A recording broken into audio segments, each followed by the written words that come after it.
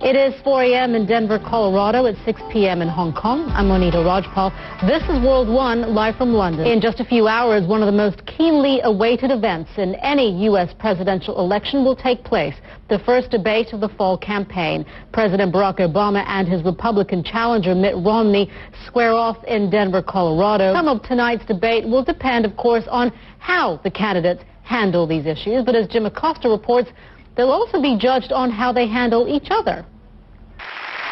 Flashback to 2008, and there they are. Then take a look at newspapers, and we're focusing on what U.S.-based newspapers are saying about these debates. The Washington Post has this headline, "Silence of the Candidates."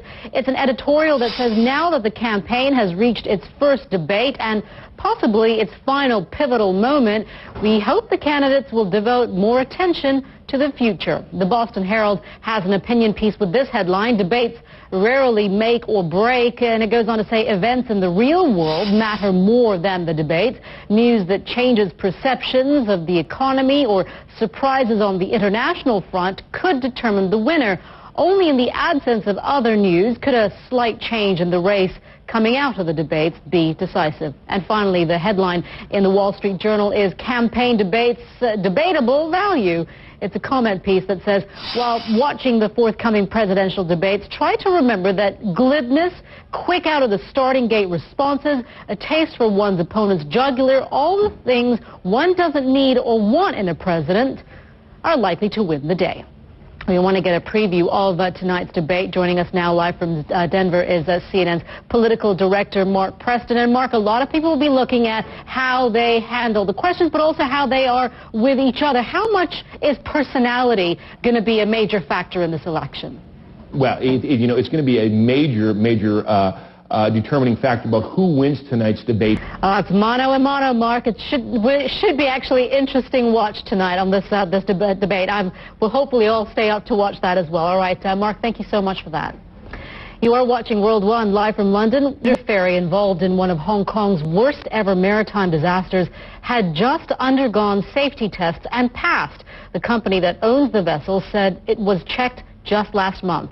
7 crew members were arrested after the accident on suspicion of operating a vessel unsafely. Moments leading up to the collision. We want to bring in CNN's Remy Inocencio in Hong Kong. Remy. Hi there, Monita. Yeah, Hong Kong here is now shifting gears from rescue to investigation mode. A Tunisian woman who says she was raped by 2 policemen is now facing charges herself, accused of indecency. Hundreds of people came out on the streets of Tunis on Tuesday protesting in support of the woman who says she still believes in the country's law and justice system. CNN's Atika Schubert reports.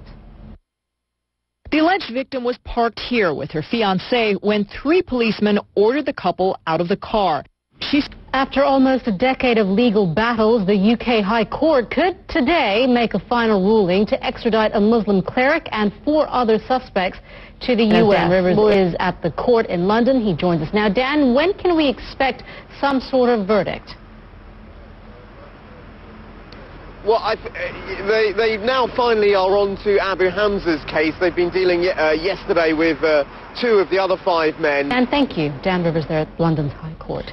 You are watching World One live from London. Police are still trying to find a 5-year-old girl who went missing from near her home in Wales on Monday evening. April Jones was playing in the street near her home when her friends say they saw a large vehicle pull up and April got inside. She has not. John Clements is a journalist with our affiliate to ITN, and he joins us now live from Aberystwyth in Wales. John, thanks so much for being with us.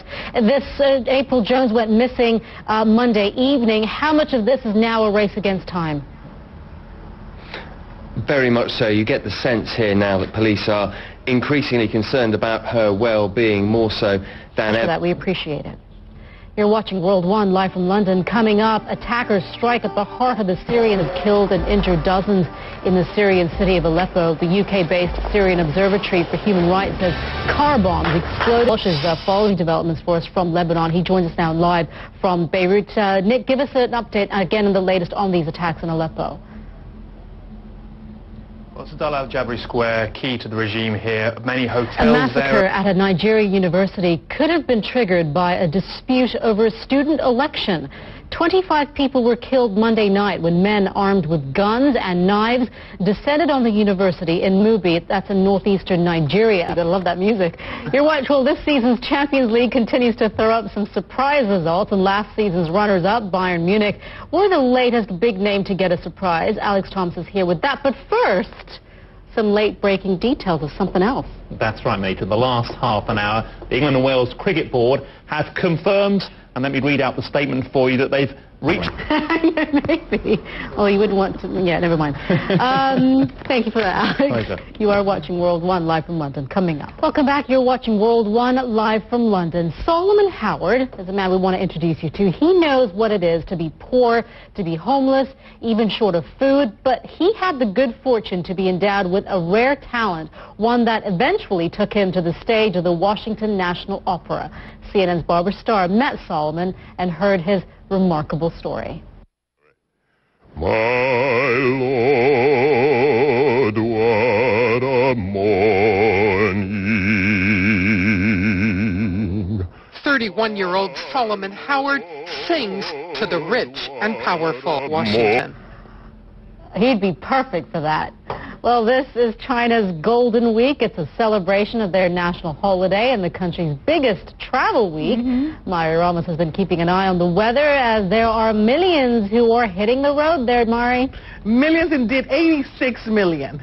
Can you imagine 86 million people at a time all getting in their cars and trying to drive somewhere? The beginning of the week was chaos across many parts of China. Fortunately, Monita across Europe will still stay with fairly quiet weather, a little bit of wet weather moving into the west. Back to you. All right, Mari, thank you very much for that. You are watching World 1 live from London. I'm Monita. Rajpal, thank you for joining us. We'll update you the news headlines in just a couple of minutes right here on CNN.